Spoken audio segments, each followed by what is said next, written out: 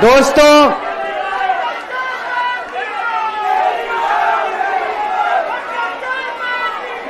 आज आप लोगों के बीच में आके बहुत अच्छा लग रहा है और आज यहां जंतर मंतर पे पुराने दिन याद आ गए। मेरे को आज भी याद है, तारीख भी याद है, 4 अप्रैल 2011 का दिन था जब आजाद भारत का भ्रष्टाचार विरोधी सबसे बड़ा आंदोलन अन्ना आंदोलन यहां जंतर मंतर से शुरू हुआ था। भ्रष्टाचार के खिलाफ आजाद भारत का सबसे बड़ा आंदोलन 4 अप्रैल 2011 को जंतर मंतर से शुरू हुआ था। 1.5-2 साल कभी जंतर मंतर, कभी मुंबई, कभी रामलीला मैदान। लेकिन उस वक्त की सरकार भी बहुत अहंकारी थी, उन्होंने हमारी बात नहीं मानी, चैलेंज करते थे, चुनाव लड़के दिखाओ, जीत के दिखाओ, चुनाव लड़के दिखाओ, जीत के दिखाओ, कहते थे ना। हम तो छोटे से लोग थे, हमें तो चुनाव लड़ना नहीं आता था और चुनाव लड़ने के लिए पैसा चाहिए, गुंडे चाहिए, आदमी चाहिए। हमारे पास तो ना पैसा था, ना आदमी थे, ना गुंडे थे, हम चुनाव कैसे लड़ते। पर वो बार बार कहते थे चुनाव लड़के दिखाओ, चुनाव लड़के दिखाओ। हम भी चुनाव लड़ लिए और देखो जनता ने हमको जिता दिया। पहली बार में दिल्ली में आम आदमी पार्टी की सरकार बन गई।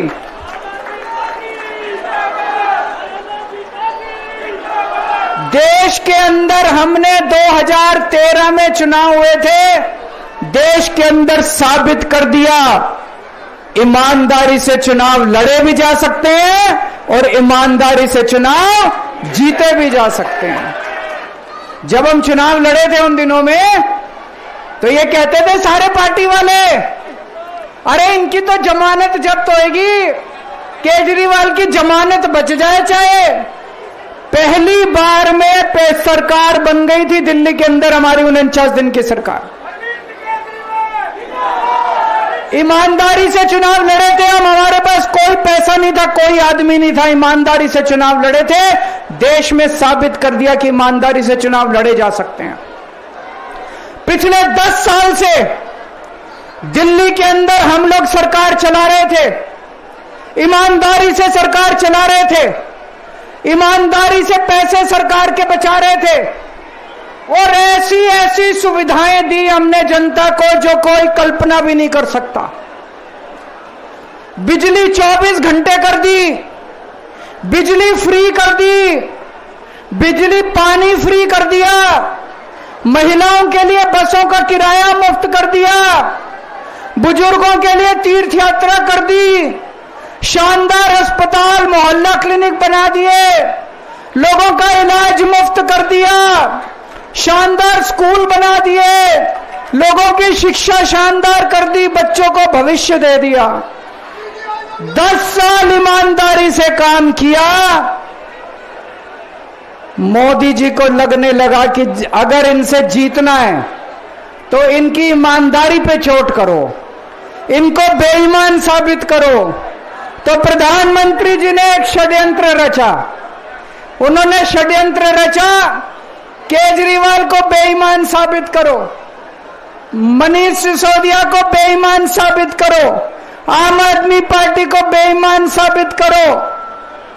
और षड्यंत्र रच के इन्होंने हमारे सारे बड़े बड़े नेताओं को एक एक करके जेल में डाल दिया। दोस्तों, अब हम जेल से बाहर आ गए और जेल से बाहर आने के बाद मैंने इस्तीफा दे दिया। आपके मन में यह चल रहा होगा कि केजरीवाल ने इस्तीफा क्यों दिया। मैंने इस्तीफा इसलिए दिया क्योंकि मैं ये सब करने के लिए, गंद करने के लिए नहीं आया था, मैं भ्रष्टाचार करने के लिए नहीं आया था, मैं सत्ता का लालच, सत्ता की भूख नहीं है मेरे को सीएम की कुर्सी की भूख नहीं है, मैं पैसे कमाने नहीं आया, पैसे कमाने होते इनकम टैक्स कमिश्नर की नौकरी करता था, उस नौकरी में जितने करोड़ों रुपए चाहता मैं कमा सकता था। पैसे नहीं कमाने, देश के लिए आए थे, भारत माता के लिए आए थे, देश की राजनीति बदलने के लिए आए थे। दोस्तों,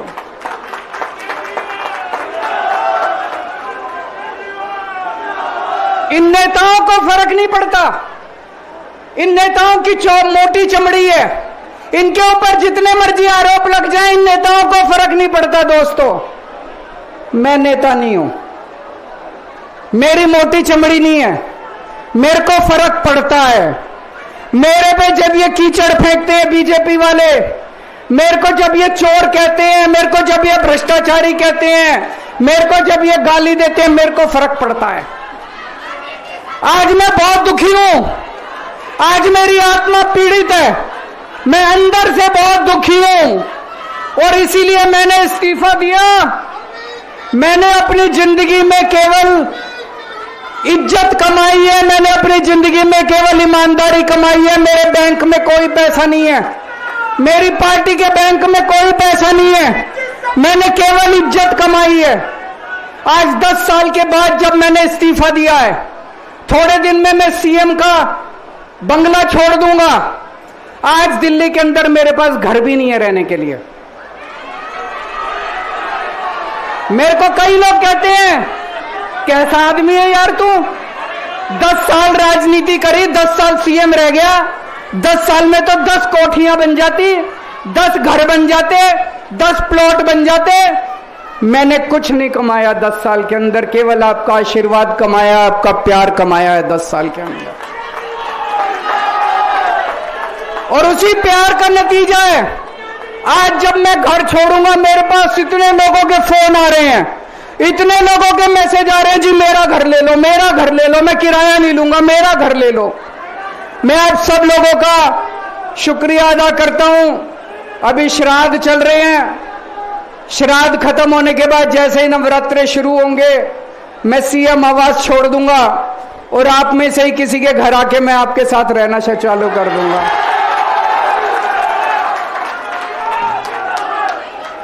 इन्होंने, मोदी जी ने हमारे ऊपर सबसे कठोर कानून लगाया, इस देश का ईडी का कानून, पीएमएलए। उसमें बेल भी नहीं मिलती, उसमें बेल भी नहीं मिलती, लेकिन केस फर्जी था। मैं शुक्रिया अदा करता हूं सुप्रीम कोर्ट का, उन्होंने हम सबको बेल दे दी, क्योंकि उनको भी पता था कि केस खत्म है, केस बेकार है। उन्होंने हम सबको बेल दे दी। लेकिन जैसे मैंने कहा, मैंने केवल ईमान, जब मैं जेल से आया, मैंने मन में सोचा था, जब तक कोर्ट मेरे को बाइज्जत बरी नहीं कर देता, मैं दोबारा कुर्सी पे नहीं बैठूंगा। लेकिन मेरे को वकीलों ने कहा, यह केस अभी 8 साल चल सकता है, 10 साल चलेगा, 15 साल चलेगा, यह केस का कोई भरोसा नहीं है, यह केस अभी बहुत लंबा चलेगा। तो मैंने तय किया, मैं अपनी जनता की अदालत में जाऊंगा, जनता से पूछूंगा कि जनता मेरे को बताए कि मैं बेईमान हूं कि मैं ईमानदार हूं।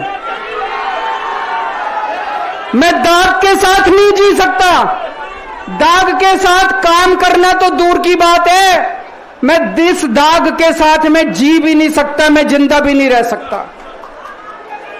मैं आपसे पूछना चाहता हूं, अगर मैं बेईमान होता, क्या मैं दिल्ली में बिजली फ्री कर सकता था? दिल्ली में बिजली फ्री करने के 3000 करोड़ रुपए लगते हैं। अगर मैं बेईमान होता, ये 3000 करोड़ रुपए खा जाता, बिजली फ्री करने की क्या जरूरत थी? अगर मैं बेईमान होता, क्या मैं महिलाओं का किराया फ्री करता? क्या जरूरत थी फ्री करने की? पैसे खा जाता सारे। अगर मैं बेईमान होता, क्या आपके बच्चों के लिए स्कूल बनवाता? सारे पैसे खा जाता। अगर मैं बेईमान होता, आपका इलाज मुफ्त करता, पैसे खा जाता सारे। इन लोगों की 22 राज्यों में सरकार है, 22 राज्यों में कहीं बिजली फ्री नहीं है। तो चोर कौन है? इनकी 22 राज्यों में सरकार है, कहीं महिलाओं का किराया फ्री नहीं है, तो चोर कौन है? आज आपके बीच में आया हूं, आपसे पूछने के लिए आया हूं, केजरीवाल चोर है या केजरीवाल को जेल भेजने वाले चोर हैं? जिन जिन लोगों को लगता है केजरीवाल ईमानदार है, हाथ खड़े करके बता दो जरा से। ये कैमरे वाले जरा से दिखा दो कि दिल्ली की जनता क्या सोचती है। जिन जिन लोगों को लगता है कि मोदी जी ने केजरीवाल के खिलाफ गंदा राजनीतिक षड्यंत्र रचा था, जिन जिन लोगों को लगता है कि मोदी जी ने केजरीवाल के खिलाफ बहुत बुरा षड्यंत्र रचा था, हाथ खड़े कर दो सब लोग।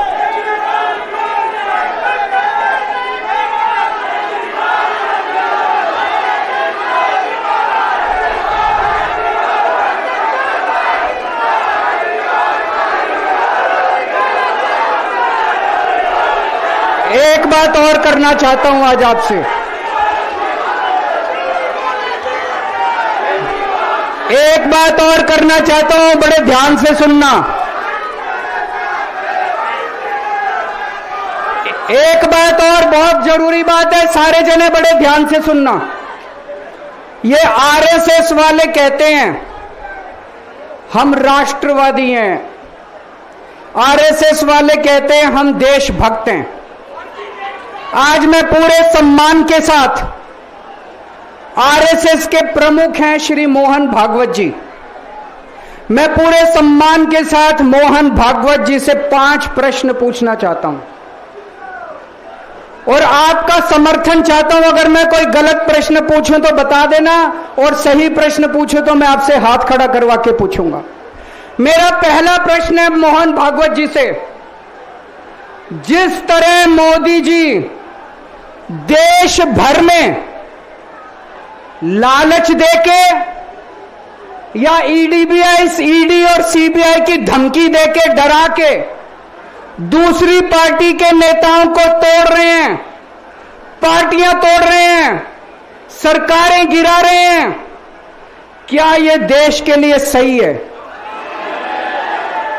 मैं मोहन भागवत जी से पूछना चाहता हूं, क्या आप नहीं मानते कि यह भारतीय जनतंत्र के लिए हानिकारक है? पूछना चाहिए कि नहीं पूछना चाहिए मोहन भागवत जी से? मेरा दूसरा प्रश्न है उनसे, देश भर में सबसे भ्रष्टाचारी नेताओं को मोदी जी ने अपनी पार्टी में शामिल करवा लिया। जिन नेताओं को कुछ दिन पहले मोदी जी ने खुद सबसे भ्रष्टाचारी बोला, जिन नेताओं को अमित शाह जी ने खुद भ्रष्टाचारी बोला, कुछ दिन के बाद उनको बीजेपी में शामिल करा लिया। मैं मोहन भागवत जी से पूछना चाहता हूं, क्या इस प्रकार की राजनीति से आप सहमत हो? क्या आपने कभी ऐसी बीजेपी की कल्पना की थी? पूछना चाहिए कि नहीं पूछना चाहिए मोहन भागवत जी से? मेरा तीसरा प्रश्न है मोहन भागवत जी से। बीजेपी आरएसएस की कोख से पैदा हुई है कि नहीं है? कहा जाता है यह देखना आरएसएस की जिम्मेदारी है कि बीजेपी पथभ्रष्ट ना हो। मैं मोहन भागवत जी से पूछना चाहता हूं, क्या आप आज की बीजेपी के इन कदमों से सहमत हैं? क्या आपने कभी मोदी जी से यह सब ना करने के लिए बोला? मोहन भागवत जी बताएं कि क्या आपने मोदी जी को यह सब गलत हरकतें करने से रोका कभी? पूछना चाहिए नहीं पूछना चाहिए? मेरा चौथा प्रश्न है मोहन भागवत जी से। जेपी नड्डा जी ने लोकसभा चुनाव के दौरान उन्होंने कहा कि बीजेपी को अब आरएसएस की जरूरत नहीं है। आरएसएस बीजेपी की मां समान है कि नहीं है? क्या बेटा इतना बड़ा हो गया कि मां को आंखें दिखाने लग गया? क्या बेटा इतना बड़ा हो गया कि आज मां को आंखें दिखाने लग गया? जिस बेटे को पाल पोस के बड़ा किया, जिस बेटे को प्रधानमंत्री बनाया, आज वो बेटा पलट के मां को अपनी आंखें दिखा रहा है। मातृतुल्य संस्था आरएसएस आज वो बेटा अपनी मातृतुल्य संस्था को आंखें दिखा रहा है। मैं मोहन भागवत जी से पूछना चाहता हूं, जब नड्डा जी ने ये कहा तो आपके दिल पे क्या गुजरी, आप जरा बताइए इस देश को। क्या आपको दुख नहीं हुआ? मैं आरएसएस के हर कार्यकर्ता से पूछना चाहता हूं, जब नड्डा जी ने कहा कि हमें आरएसएस की जरूरत नहीं है, क्या आरएसएस के हर कार्यकर्ता को दुख नहीं हुआ? मेरा 5वां प्रश्न मोहन भागवत जी से मैं कहना चाहता हूं, आप ही लोगों ने मिलकर कानून बनाया था कि 75 साल के होने पे कोई भी व्यक्ति रिटायर होगा। इस कानून के तहत आडवाणी जी को रिटायर कर दिया, मुरली मनोहर जी जैसे बड़े बड़े नेताओं को रिटायर कर दिया, बीसी खंडूरी जी को रिटायर कर दिया, कलराज मिश्र को रिटायर कर दिया, शांता कुमार को और पता नहीं कितने लोगों को रिटायर कर दिया। अब अमित शाह जी कह रहे हैं कि यह नियम मोदी जी पे लागू नहीं होगा। तो मैं मोहन भागवत जी से पूछना चाहता हूं, क्या आप इससे सहमत हो कि जो नियम आडवाणी जी पे लागू हुआ वो मोदी जी पे लागू नहीं होना चाहिए? आप ये पूछना चाहते हैं कि नहीं पूछना चाहते? पूरा देश आज मोहन भागवत जी से ये प्रश्न पूछना चाहता है। एक और बात रखना चाहता हूं मैं, प्रश्न के रूप में नहीं है। आज हमारे देश के अंदर शिक्षा व्यवस्था का बहुत बुरा हाल है। जिनके पास पैसा है वो अपने बच्चों को प्राइवेट स्कूलों में भेज देते हैं, जिनके पास पैसा नहीं है वो मजबूरी में सरकारी स्कूलों में भेजते हैं। 75 साल के अंदर सरकारी स्कूलों का बेड़ा गर्क कर दिया हर सरकार ने इस देश के अंदर। लेकिन ऊपर वाले की कृपा है कि ऊपर वाले ने इस देश को एक मनीष सिसोदिया दे दिया। 75 साल के बाद इस देश में एक ऐसा शख्स आया जिसने गरीबों के बच्चों को भविष्य की एक उम्मीद दी। एक रिक्शे वाले का बेटा, मजदूर का बेटा, किसान का बेटा, जिसे कोई उम्मीद ही नहीं बची थी कि मेरे बच्चे बड़े होकर कुछ बन सकते हैं, आज उनके बच्चों को अच्छी शिक्षा देकर मनीष सिसोदिया ने उनको उम्मीद दी है। ऐसे मनीष सिसोदिया को प्रधानमंत्री मोदी जी ने 2 साल जेल में रखा। मनीष सिसोदिया की जिंदगी उसकी अपनी जिंदगी नहीं है। मनीष सिसोदिया की जिंदगी देश की जिंदगी है। मनीष सिसोदिया का एक एक जिंदगी का पल इस देश का पल है। ये 2 साल मनीष सिसोदिया के खराब नहीं हुए, ये 2 साल इस देश के खराब हुए हैं। अगर आज मनीष सिसोदिया जेल के बाहर होता, न जाने कितने और नए स्कूल बनते, न जाने कितने बच्चों को शिक्षा मिलती। तो मैं मोहन भागवत जी से भी पूछना चाहता हूं कि क्या आरएसएस इस किस्म की हरकतों से सहमत है? ये सारे प्रश्न आज मैंने मोहन भागवत जी के सामने रखे हैं। मैं उम्मीद करता हूं कि वो इन प्रश्नों के जवाब देंगे। और ये प्रश्न केवल मोहन भागवत जी के लिए नहीं है। इस देश से प्यार करने वाले हर शख्स, इस देश के हर देशभक्त को, भारत माता की पूजा करने वाले भारत माता के हर सपूत को मैं ये प्रश्न पूछना चाहता हूं, इस पे चिंतन जरूर करना। आरएसएस के हर व्यक्ति से मैं कहना चाहता हूं, आपको हो सकता है केजरीवाल पसंद ना हो, आपको हो सकता है आम आदमी पार्टी पसंद ना हो, लेकिन देश की खातिर इन मेरे उठाए गए मुद्दों पे चिंतन जरूर करना दोस्तों। ये आने वाला चुनाव मामूली चुनाव नहीं है। यह दिल्ली का आने वाला चुनाव केजरीवाल की अग्नि परीक्षा है। अगर आपको लगता है केजरीवाल ईमानदार है तो केजरीवाल को वोट देना। अगर आपको लगता है केजरीवाल बेईमान है, मुझे कतई वोट मत देना। ये जो झाड़ू है ना, ये जो झाड़ू है, ये झाड़ू अब चुनाव चिन्ह नहीं है। ये झाड़ू चुनाव चिन्ह नहीं है आम आदमी पार्टी का। ये झाड़ू आस्था का प्रतीक है। जब एक आदमी वोट डालने जाता है और झाड़ू का बटन दबाता है तो अपनी आंख बंद करके पहले भगवान का नाम लेता है। झाड़ू का बटन दबाता है तो वो मन में सोचता है कि मैं ईमानदारी का बटन दबा रहा हूं। झाड़ू का बटन दबाता है तो वो ये सोचता है कि मैं एक ईमानदार सरकार बनाने का बटन दबा रहा हूं। इस झाड़ू का बटन तभी दबाना अगर आपको लगे केजरीवाल ईमानदार है, नहीं तो इस झाड़ू का बटन मत दबाना दोस्तों। भारत माता की। राष्ट्रगान के लिए सभी साथी मंच के सामने और मंच के ऊपर अपनी अपनी जगह पे खड़े हो जाएं।